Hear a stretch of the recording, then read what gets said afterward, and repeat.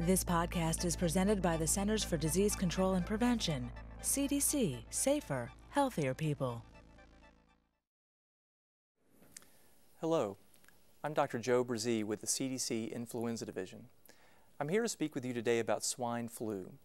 First, I'll begin by explaining what swine flu is.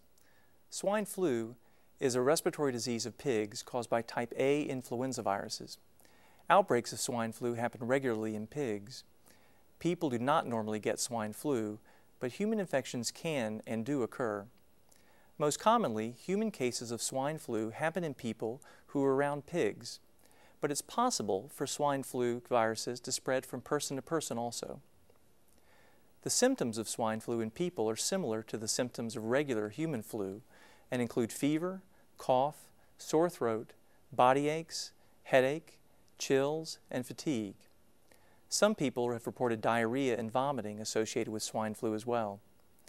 In the past, severe illnesses such as pneumonia and respiratory failure, as well as deaths, have been reported with swine influenza infection in people as well. Like seasonal flu, swine flu may cause a worsening of underlying chronic medical conditions. I'll now discuss the severity of swine flu illnesses in people. Similar to seasonal flu, swine flu in humans can vary in severity from mild to severe. Between 2005 until January 2009, 12 human cases of swine flu were detected in the United States with no deaths occurring. However, swine flu infection can be serious.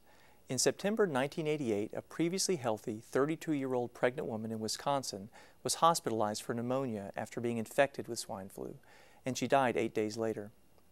A swine flu outbreak in Fort Dix, New Jersey occurred in 1976 that caused more than 200 cases with severe illness in several people and 1 death. Spread of swine flu can occur in 2 ways. The first way is through contact with infected pigs or environments contaminated with swine flu viruses. The second way is through contact with a person infected with a swine flu virus. Human-to-human spread of swine flu has also been documented and is thought to occur in the same way as seasonal flu. Influenza is thought to be spread mainly person to person through coughing or sneezing of infected people. Next, I would like to tell you about medicines that can be used to treat swine flu.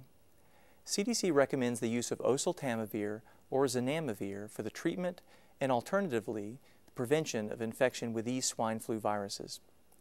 Antiviral drugs are prescription medicines such as pills, liquids, or inhaler that fights against the flu by keeping flu viruses from reproducing in your body. If you get sick, antiviral drugs can make your illness milder and can make you feel better faster. They may also prevent serious flu complications. For treatment, antiviral drugs work best if started soon after getting sick, specifically within 2 days of symptoms. People with swine influenza infection should be considered potentially contagious as long as they are symptomatic, and possibly for up to 7 days following the illness onset. Children, especially younger children, might potentially be contagious for longer periods. There is no vaccine available right now to protect against swine flu. However, there are everyday actions that people can take to help prevent the spread of germs that cause respiratory illnesses like influenza. Take these everyday steps to protect your health. Cover your nose and mouth with a tissue when you cough or sneeze. Throw the tissue in the trash after you use it. Wash your hands often with soap and water, especially after you cough or sneeze. Alcohol-based hand cleaners are also effective. Try to avoid close contact with sick people.